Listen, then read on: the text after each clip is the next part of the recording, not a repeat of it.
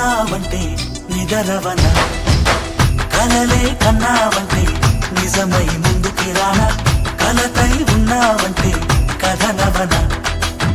అమ్మలో ఉండే సగం అక్షరం నేనే, నాన్నలో రెండో సగం లక్షణం నేనే. అమ్మ తోడు నాన్న తోడు అన్ని నీకు అన్నే చూడు, చెల్లిపోని బంధం